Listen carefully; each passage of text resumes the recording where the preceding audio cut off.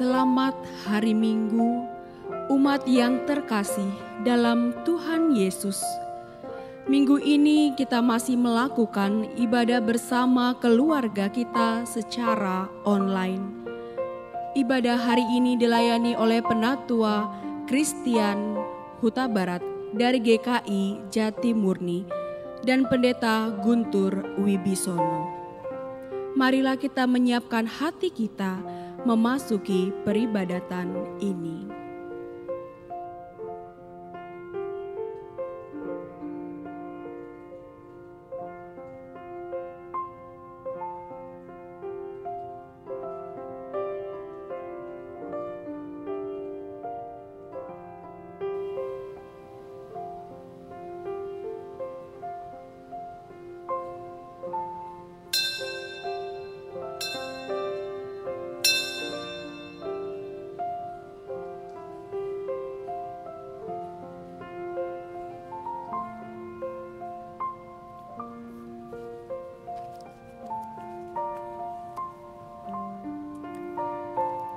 Saudara-saudara yang dikasihi Tuhan, saat ini kita bersama-sama merayakan Epifani, di mana Allah berkenan hadir ke dunia dan menampakkan diri melalui Yesus Kristus, Sang Firman yang hidup. Melalui kehadirannya, kita diperkenankan menerima tuntunan ketika menghadapi tantangan dalam kehidupan kita.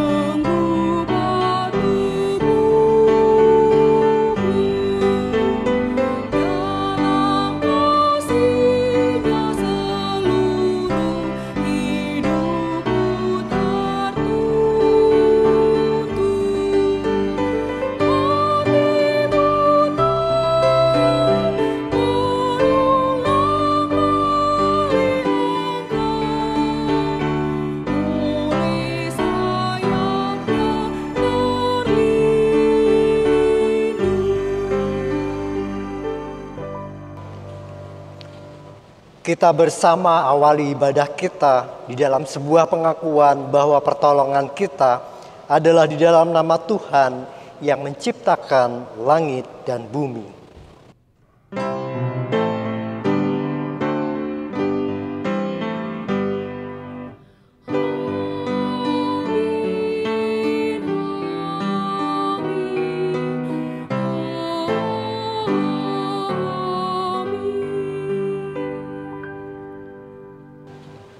Kasih karunia, rahmat, dan damai sejahtera dari Allah Bapa dan dari Tuhan kita Yesus Kristus dan persekutuan Roh Kudus menyertai saudara sekalian dimanapun saudara berada.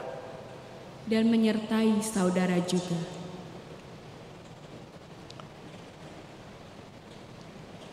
Saudara-saudara, hari ini gereja merayakan peristiwa penampakan atau manifestasi Yesus di tengah dunia ini, atau yang lebih dikenal dengan Hari Raya Epifani. Keteladanan dan semangat dari para Majusi Timur yang menghadapi tantangan dengan memilih untuk tetap menempuh perjalanan jauh sehingga mereka dapat menyembah dan berbakti kepada Sang Raja Yesus Kristus. Demikian pula melalui perayaan baptisan Yesus menjadi puncak perayaan Epifani itu sendiri, di mana Allah hadir mewujud dan bersolidaritas kepada kita umat manusia.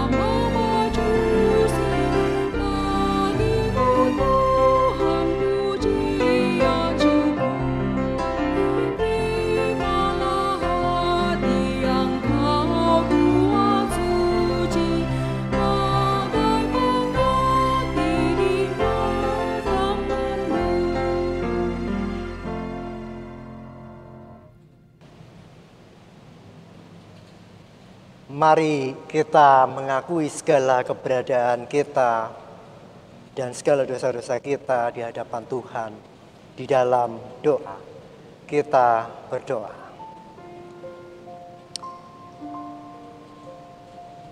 Ketika Engkau, ya Yesus, meminta Yohanes agar dikau dibaptis, Yohanes dan banyak orang terkejut. Kami pun terkejut. Mengapa Engkau yang turun dari sorga mesti dibaptis? Ketika kami menghayati itu, dalam keterkejutan, hati kami tergetar. Karena kami melihat betapa begitu banyak dosa-dosa yang kami sudah lakukan. Baik yang kami sadari ataupun yang tak tersadari. Dan Engkau, ya Yesus, Engkau turun memosisikan diri untuk menjadi manusia seperti kami. Kecuali Engkau sendirilah yang tidak berdosa. Dan dalam penghayatan itu, kami memohon ampun atas segala dosa kami.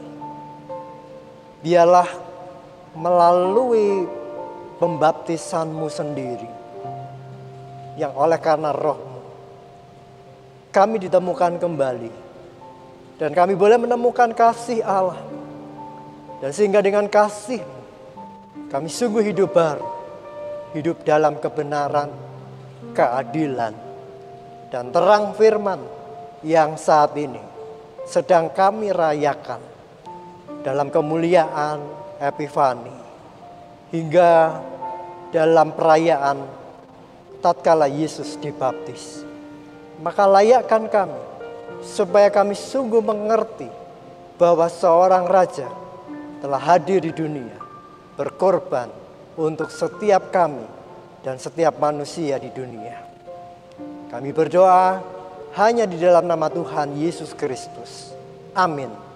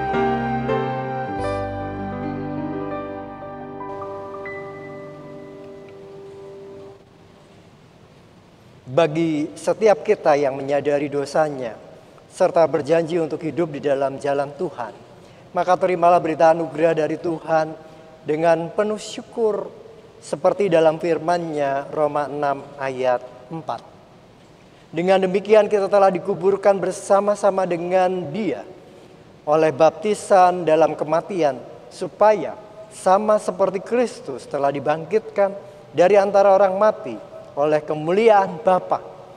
Demikian juga kita akan hidup dalam hidup yang baru. Demikianlah berita anugerah dari Tuhan. Syukur kepada Allah. Maka marilah kita mensyukuri anugerah dari Tuhan yang telah mengampuni dan mempersatukan kita dengan hidup dalam damai dan pengampunan. Damai Tuhan beserta saudara.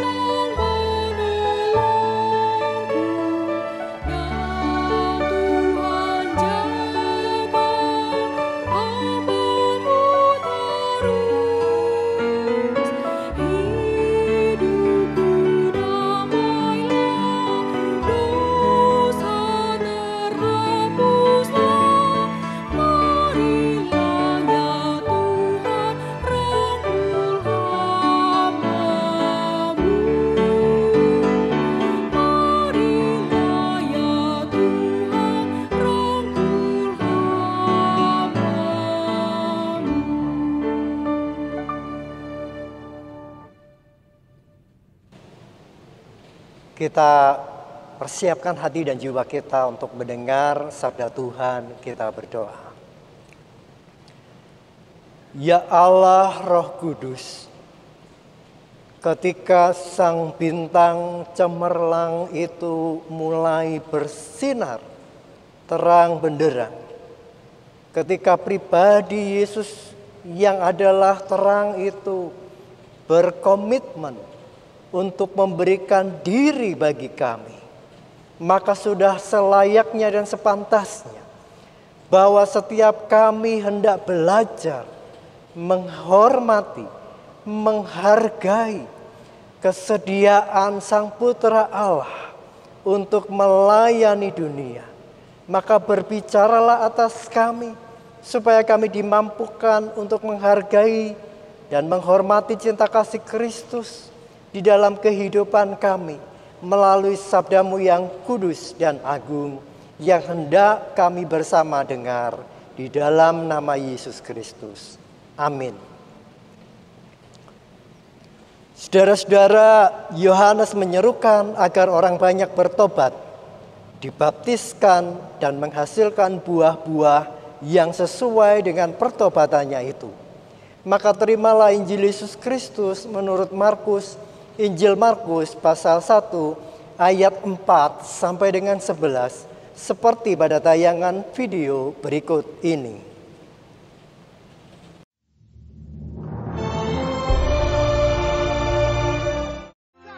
Demikianlah Yohanes Pembaptis tampil di padang gurun dan menyerukan, "Bertobatlah dan berilah dirimu dibaptis, dan Allah akan mengampuni dosamu."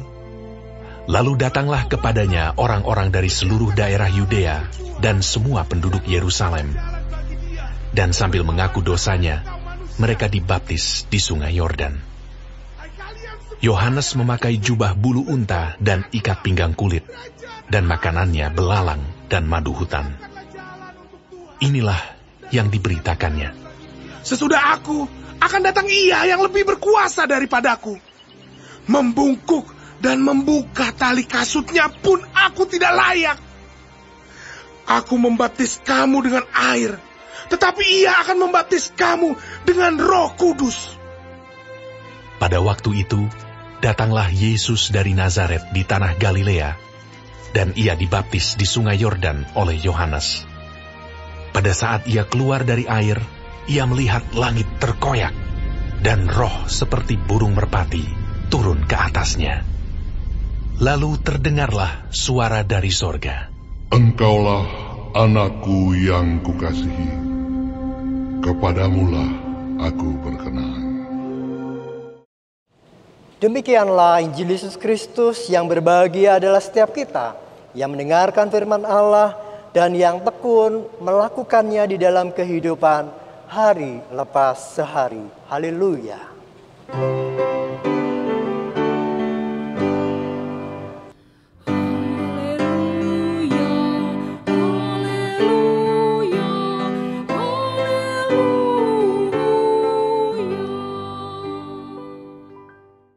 Shalom saudara-saudara, masih di minggu-minggu awal tahun baru 2021, maka izinkan saya mengucapkan selamat tahun baru bagi kita semua. Kiranya di tahun yang baru ini kita memiliki semangat yang baru, pengharapan yang baru, dan mudah-mudahan hidup kita terus diwarnai dengan hal-hal yang baru yang menyemangati setiap kita. Saudara, bukankah apa yang tadi saya ucapkan adalah hal-hal yang positif? Tetapi bagaimana respons kita? Bagaimana tanggapan kita? Kata anak muda mungkin B aja. Biasa saja, dingin-dingin saja, gamang, galau, takut, kalau-kalau hal-hal yang kita tidak duga kembali terjadi. Sama persis ketika kita baru menapaki awal tahun 2020 kala itu. Kita juga tidak pernah membayangkan bahwa badai COVID akan menggelayut begitu lama, bahkan hingga sampai sekarang ini. Betul, memang nyatanya demikian. Tetapi saudara, bukankah hidup harus terus berjalan? Dan bukankah kegelisahan, kegalauan adalah bagian dari hidup kita sendiri? Kalau mau hidup, ya harus terus berkarya, terus bekerja, terus melakukan sesuatu, setidaknya untuk hidup itu sendiri. Dan tentu untuk memuliakan Tuhan, meski banyak tantangan, tema kita. Tetapi mari kita perhatikan dalam kenyataan hidup. Mulai dari petani di desa-desa, di pelosok-pelosok, mereka tetap bekerja, mereka tetap menabur, mereka tetap merawat hingga panen tiba. Apakah ketika hama datang, mereka lalu kapok, mereka berhenti, mereka memilih untuk tidak bertani lagi? Nyatanya tidak. Walaupun hama menyerang, cuaca yang tidak kondusif, mungkin juga banjir, tetap tidak menyurutkan para petani itu untuk berkarya, untuk bekerja. Tidak hanya untuk dirinya sendiri, tetapi juga bagi banyak orang, menghidupi banyak orang, termasuk untuk saudara dan saya. Nah, saudara, pun demikian kita. Kita yang tinggal di Jakarta sangat lazim dengan istilah P7. Pergi pagi, pulang petang, penghasilan pas-pasan. Nah, apakah lalu membuat kita berhenti bekerja? Tidak. Sudah pas-pasan, masih buat bayar hutang, dan seterusnya. Tetapi bukankah di P7 tadi, kita tetap meletakkan pengharapan kita kepada Tuhan. Maka kita masuk kepada terang firman supaya kita tahu sejauh mana karya yang Tuhan mau. Tantangan yang seperti apa yang kita alami, yang tertuang pada Injil kita hari ini. Bapak Ibu Saudara, Injil Markus adalah Injil tersingkat dibanding Injil-Injil yang lain. Misal di satu pasal ini pun kita menjumpai tulisan Markus yang unik.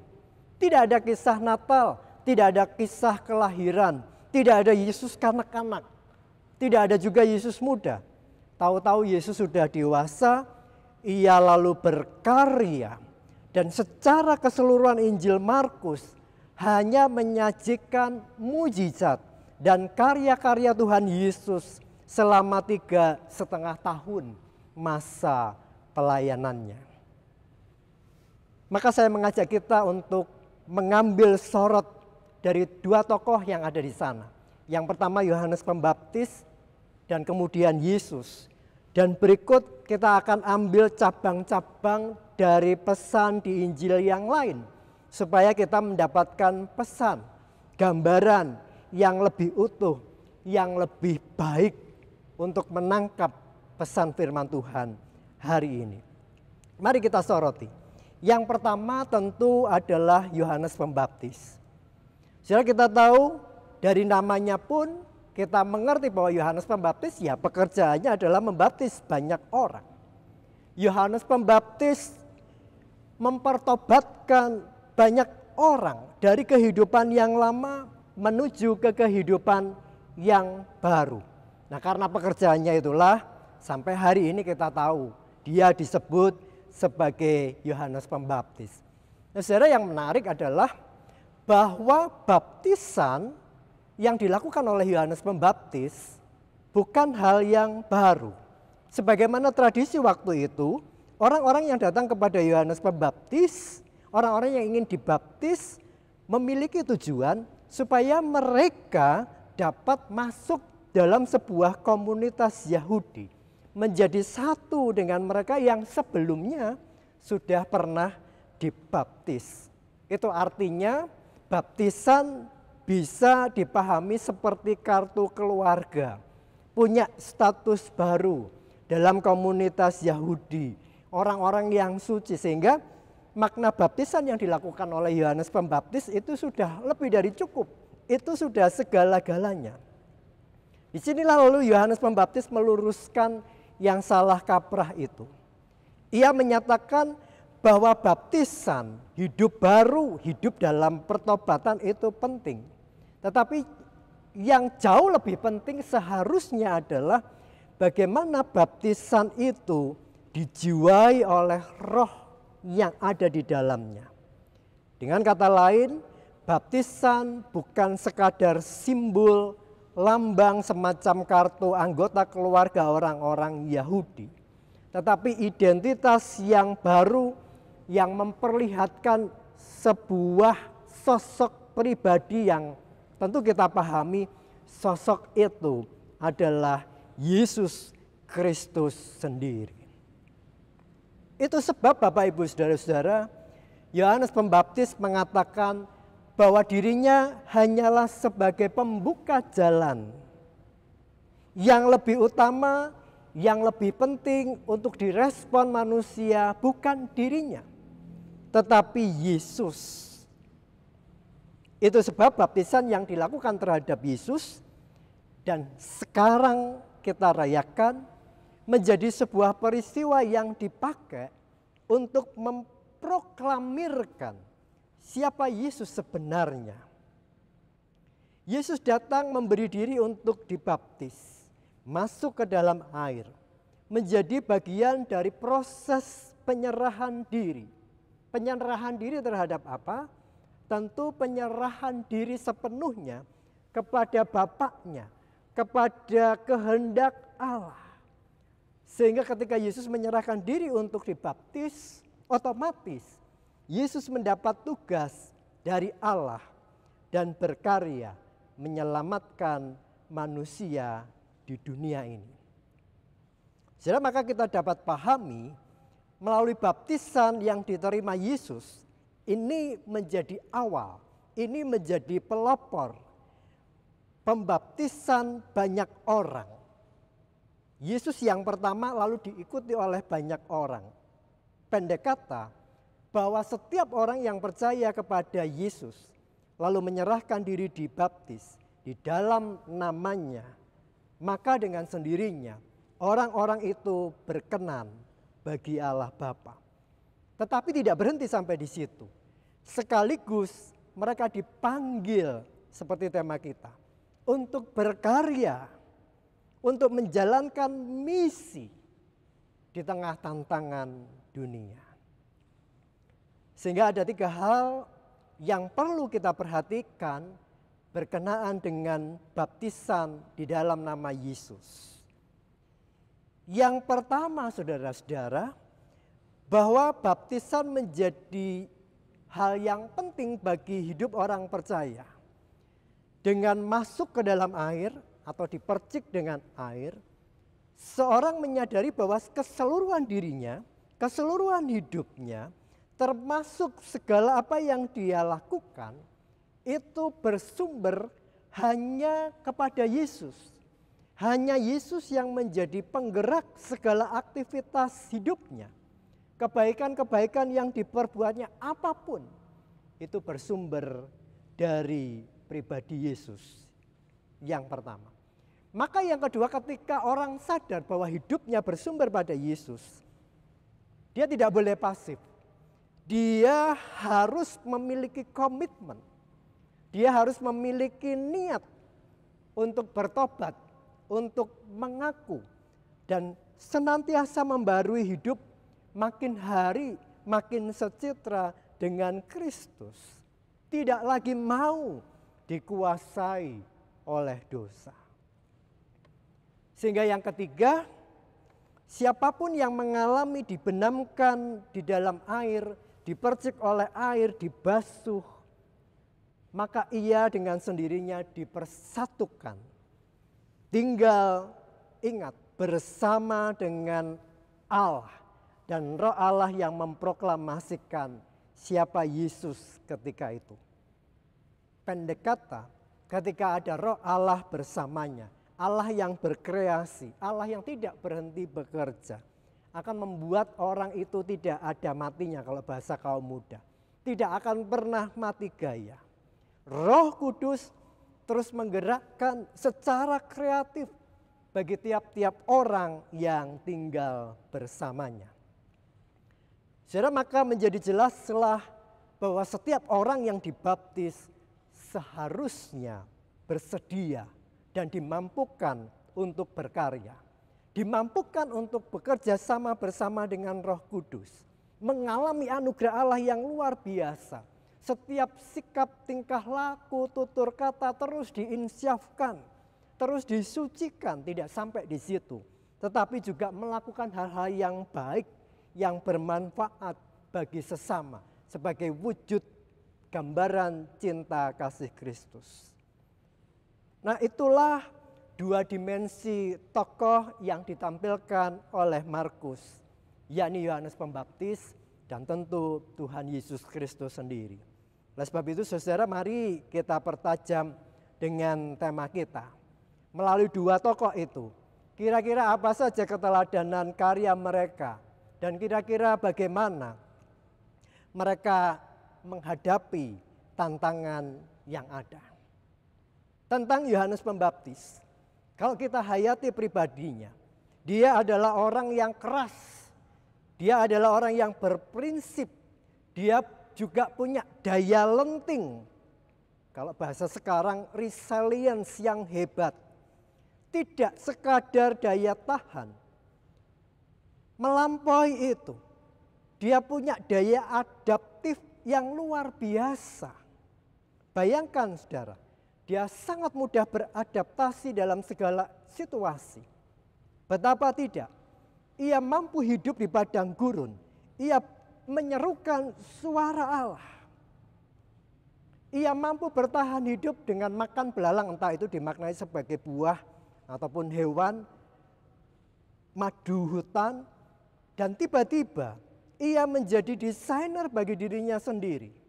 Membuat pakaian dari bulu onta, kulit onta. Bagaimana dengan kita? Apakah kita juga punya daya lenting, resilience seperti Yohanes Pembaptis? Ketika WFH di beberapa bulan ini, lalu selang-seling WFH dan WFO, kita sudah bisa apa? Ada hal-hal baru yang pastinya kita bisa lakukan. Yohanes Pembaptis orang yang keras. Dia berani berkata-kata kepada orang-orang yang munafik yang minta dibaptis olehnya dengan mengucapkan, "Hai engkau kawanan ular beludak."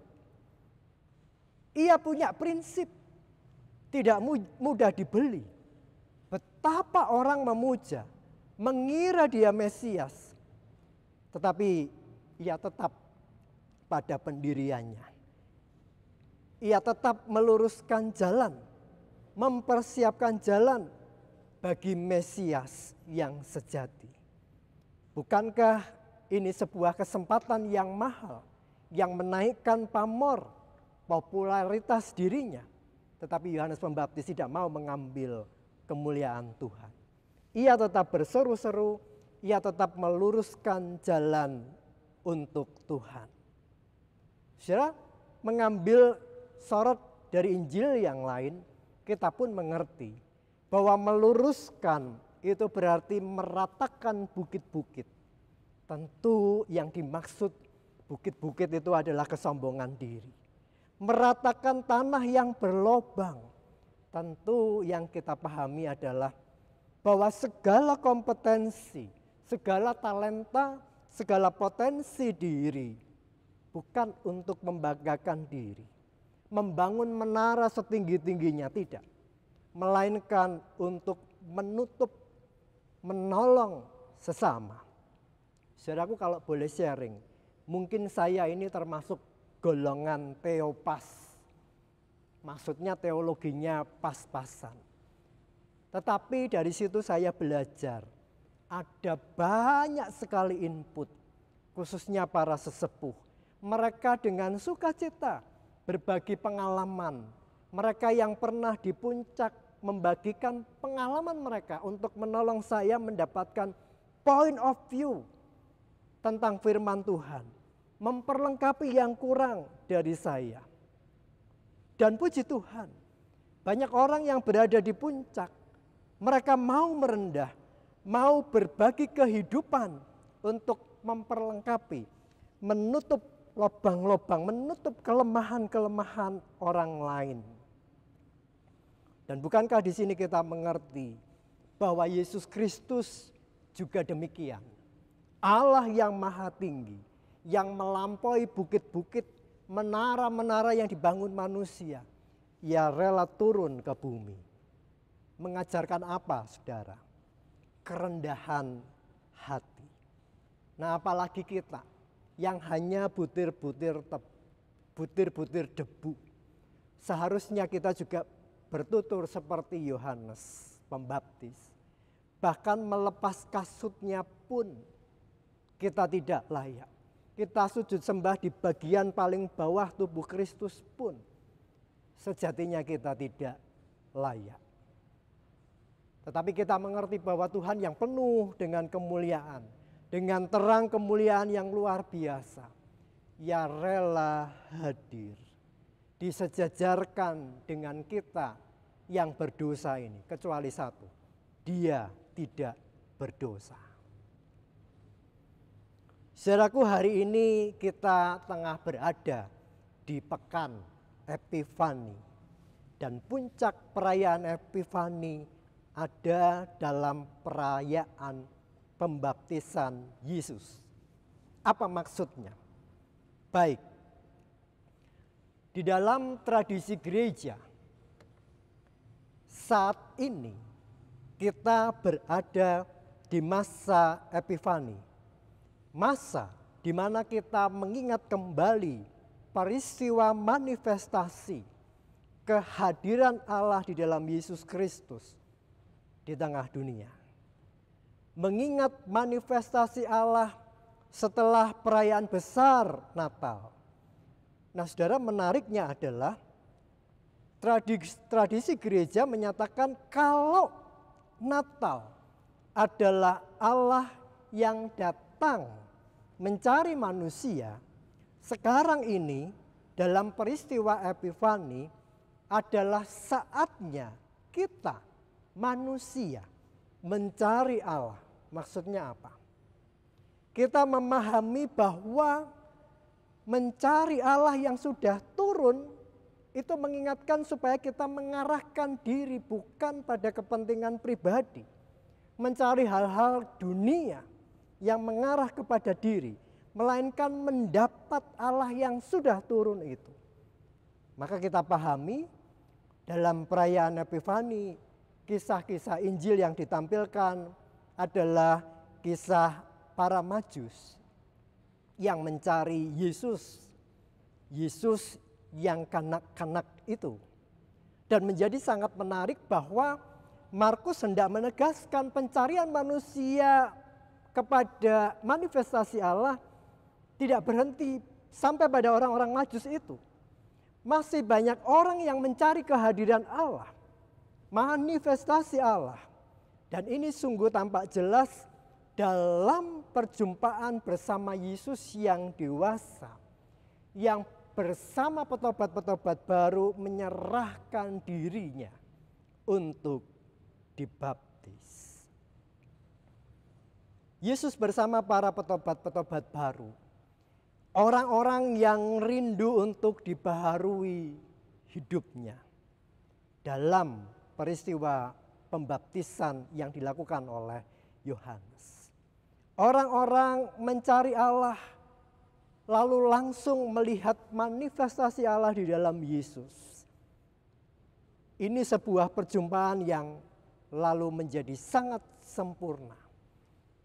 Kemudian ditandaskan lagi ketika Injil mencatat bahwa langit terkoyak dan ada roh yang turun ke atas Yesus. Ini juga misteri manifestasi Allah. Apa itu? Kita juga melihat catatan ada suara dari sorga, engkaulah anakku yang kukasihi, kepadamulah aku berkenan. Itu sebab kenapa perayaan baptisan Yesus disebut sebagai puncak Epifani. Kalau orang Majus itu mendapatkan tanda terang lalu ketemu Yesus yang kanak-kanak, sekarang dalam perayaan baptisan Yesus, manifestasi Allah yang hadir dinyatakan tidak hanya sekelompok orang, tetapi kepada banyak orang. Yesus lahir, para gembala menemui Yesus. Yesus kanak-kanak, para Majusi menemui Yesus. Yesus dewasa, banyak orang menemuinya, lalu banyak orang menyaksikan kehadiran Roh Kudus yang turun ke atas Yesus, yang terus hadir dari masa ke masa sampai sekarang dan selamanya.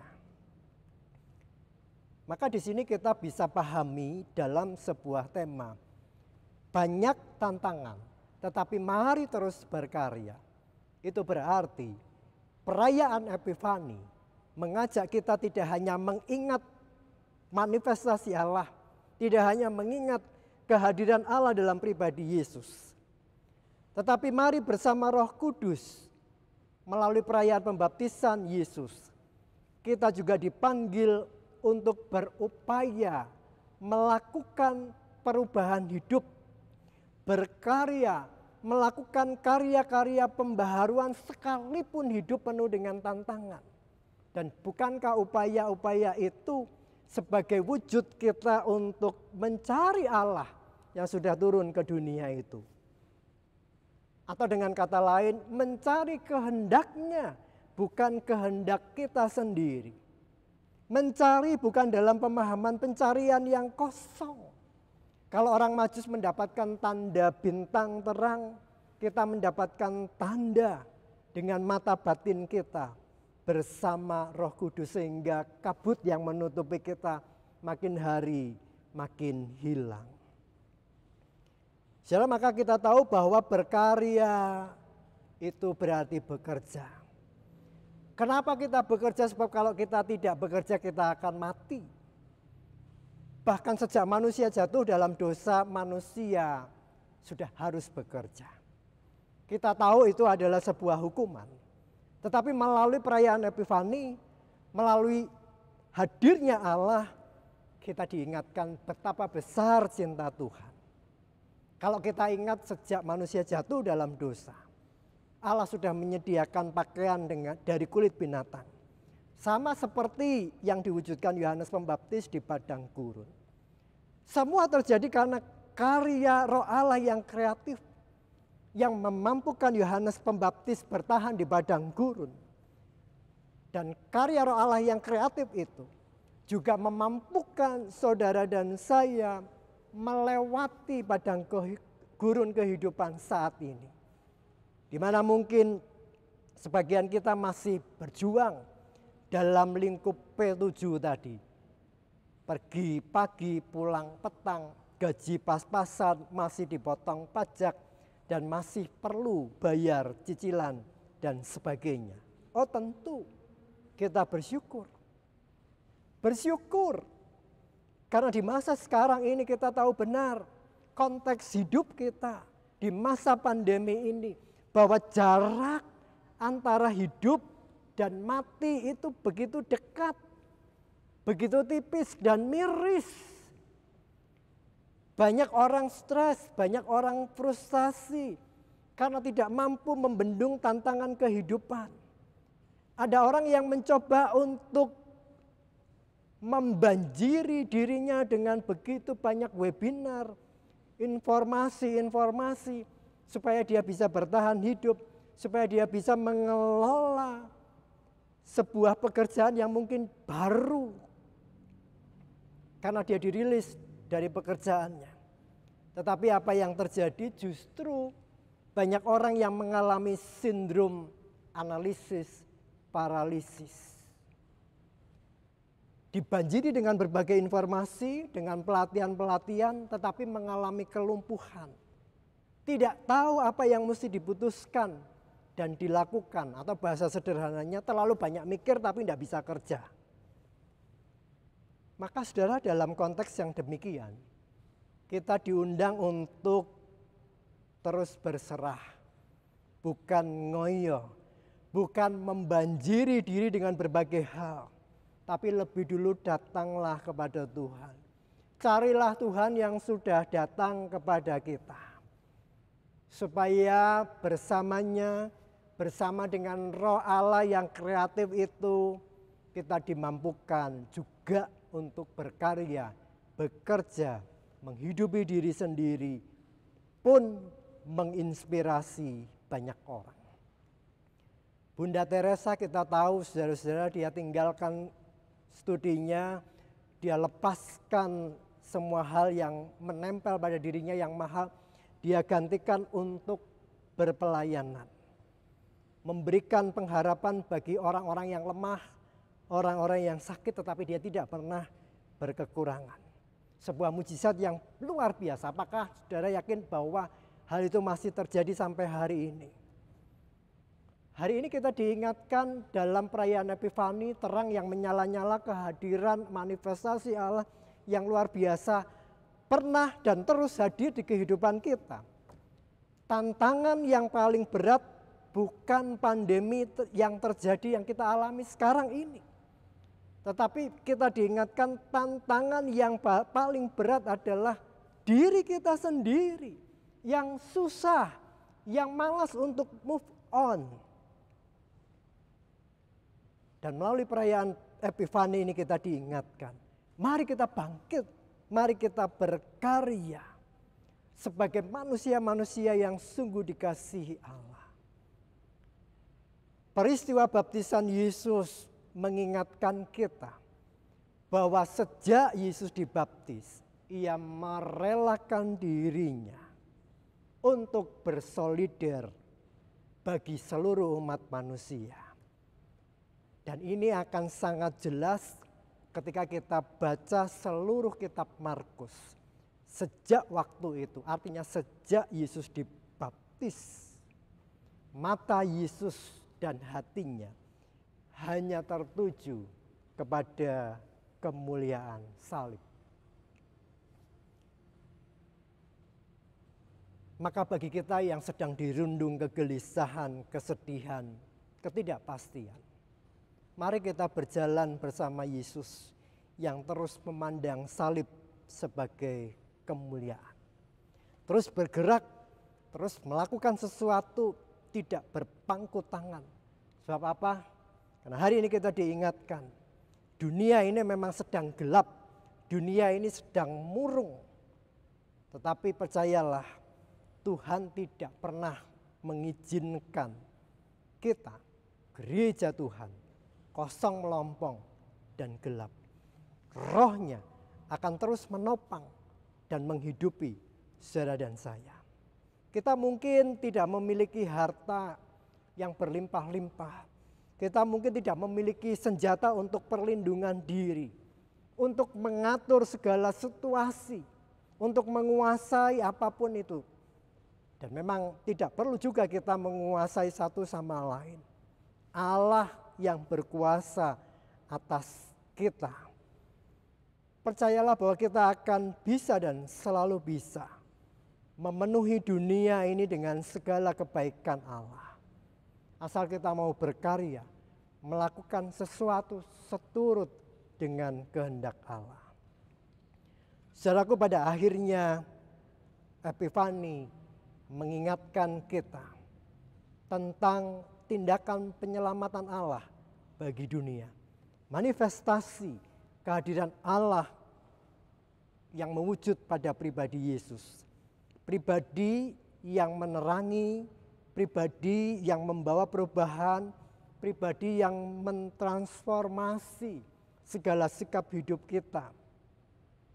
Pribadi yang meruntuhkan tembok-tembok pemisah, sekalipun kita masih dengan berbagai-bagai distancing.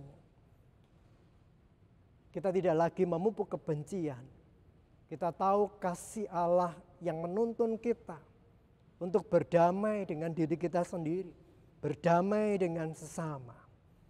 Maka melalui peristiwa baptisan Yesus sebagai puncak perayaan Epifani, kita diberitahu bahwa sejatinya kedatangannya, cintanya, dan kerelaannya adalah untuk menjamah dunia yang rapuh ini, untuk menjamah saudara dan saya yang penuh dengan keterbatasan ini.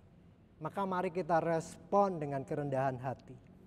Percayalah, Ia membimbing, Ia menuntun untuk kita terus berkarya, mewujudkan damai dan sejahtera dalam kehidupan kita.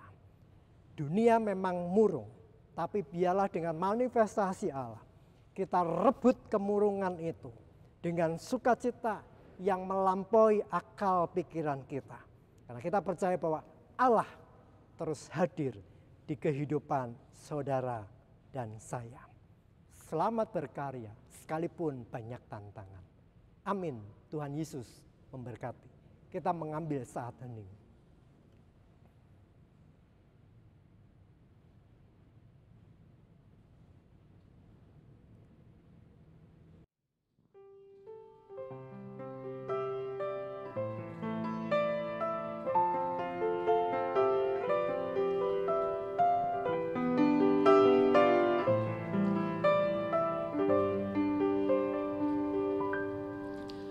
Dalam peta Allah kita diciptakan agar dinyatakan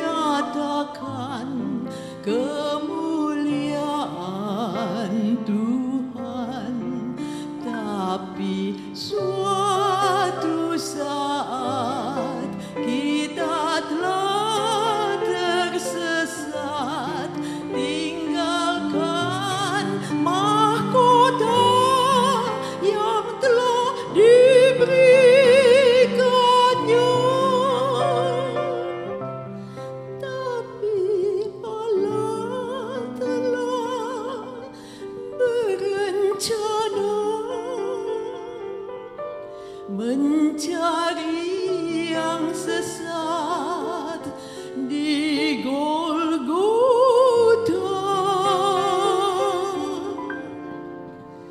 Dari surga Bapa Kristus telah turunlah agar kita kembali dalam peta Allah.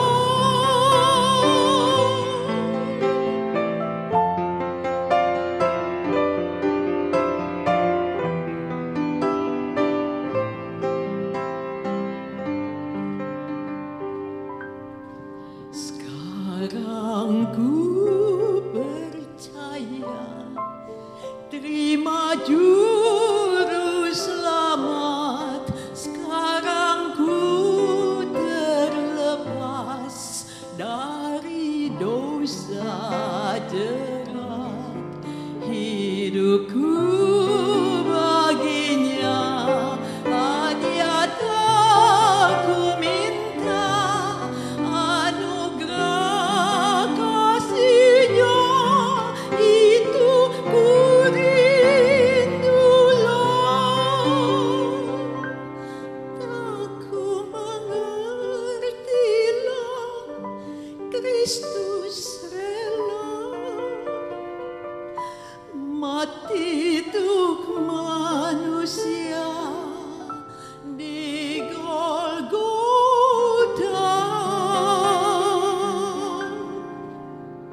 Kan ku puji selalu selama hidupku ke atas kepalaku dalam peta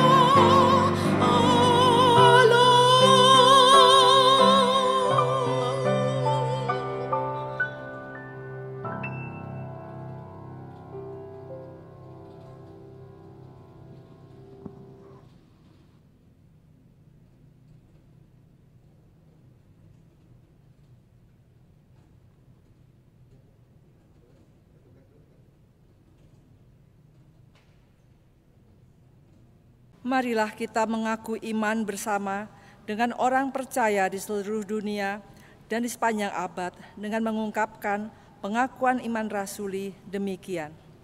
Aku percaya kepada Allah, Bapa yang Maha Kuasa, Khalik langit dan bumi, dan kepada Yesus Kristus, Anaknya yang tunggal Tuhan kita, yang dikandung dari Roh Kudus, lahir dari anak darah Maria, yang menderita sengsara di bawah pemerintahan Pontius Pilatus, disalibkan, mati dan dikuburkan, turun ke dalam kerajaan maut. Pada hari yang ketiga, bangkit pula dari antara orang mati, naik ke sorga, duduk di sebelah kanan Allah, Bapa yang Maha Kuasa.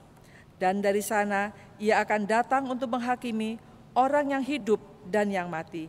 Aku percaya kepada Roh Kudus, gereja yang kudus dan am, persekutuan orang kudus, pengampunan dosa, kebangkitan orang mati, dan hidup yang kekal.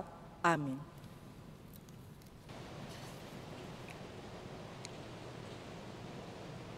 Bersama kita menaikkan doa permohonan kita berdoa.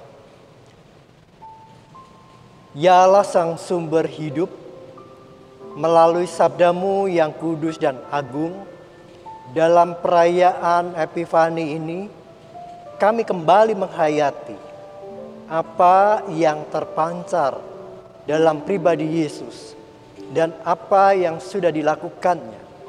Selanjutnya, hendaklah terus mengalir di kehidupan kami melalui Epifani Allah. Masih di tahun yang baru ini, biarlah sabdamu meneguhkan kami supaya semangat Epifani dapat terus-menerus kami perjuangkan di tengah pandemi yang masih berlangsung, di tengah pergumulan ekonomi, di tengah persoalan bangsa. Biarlah Epifani, terang yang bersinar-sinar, juga boleh menerangi gereja untuk tetap menjadi terang bagi bangsa-bangsa. Maka rengkuhlah segenap umat-Mu di dunia, dan rengkuhlah umat-Mu, gereja Tuhan, dimanapun berada. Kiranya kami boleh dimampukan untuk terus berjalan dalam kasih dan terang kemuliaan Kristus. Tuhan, ada begitu banyak pengharapan dan doa-doa dari setiap umat-Mu melalui media online, dari berbagai tempat. Kami percaya bahwa pancaran terang Yesus boleh memberikan kehangatan, tuntunan hidup untuk kami boleh berani melangkah di tahun yang baru ini. Di dalam Yesus Kristus, cahaya kemuliaan yang mewujud menjadi manusia. Kami sudah berdoa. Amin. Saudaraku, marilah kita memberikan persembahan syukur kepada Tuhan dengan mendasari persembahan kita dengan Yunus 2 ayat 9. Tetapi aku dengan ucapan syukur akan kupersembahkan korban kepadamu. Apa yang kunazarkan akan kubayar. Keselamatan adalah dari Tuhan. Bagi jemaat yang rindu untuk memberikan persembahan syukurnya, dapat mengirimkannya dengan cara transfer pada rekening GKI Cinere di Bank Mandiri dengan nomor 101000801 45582 atau melalui scan QR Code. Seraya kita memberikan persembahan, kita menyanyikan lagu PKJ 146, 1 dan 3.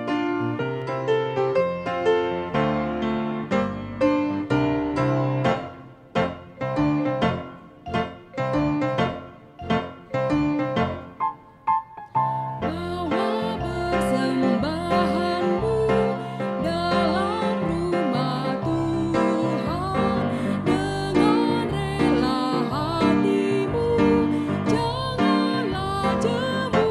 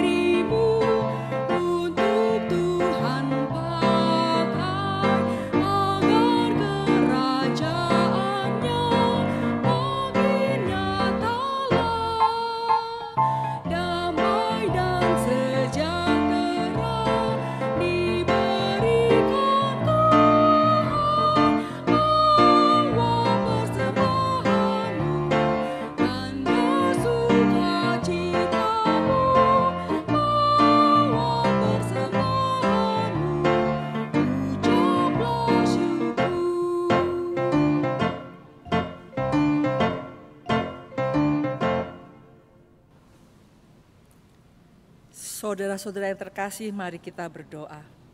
Terima kasih ya Bapa atas anugerah kesempatan untuk dapat memberikan persembahan ini. Hanya dengan berkat-Mu lah, maka benda-benda mati ini dapat bermanfaat bagi pengembangan gereja-Mu di tempat ini. Dan biarlah hanya nama-Mu yang kami muliakan.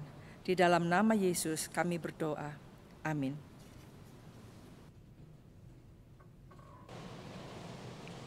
Saudaraku yang dikasihi Allah, mari kita bersama melihat bahwa tantangan yang kita hadapi tidak membuat kita putus berkarya di tengah dunia ini untuk membawa damai.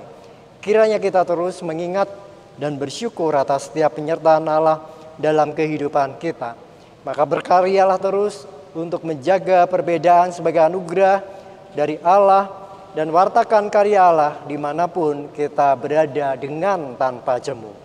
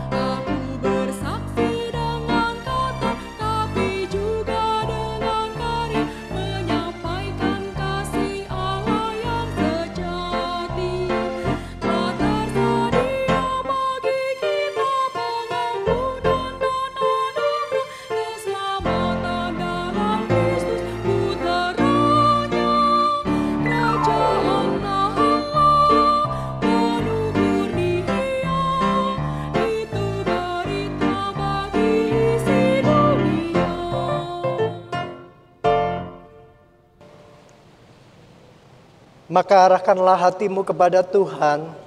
Kami mengarahkan hati kami kepada Tuhan.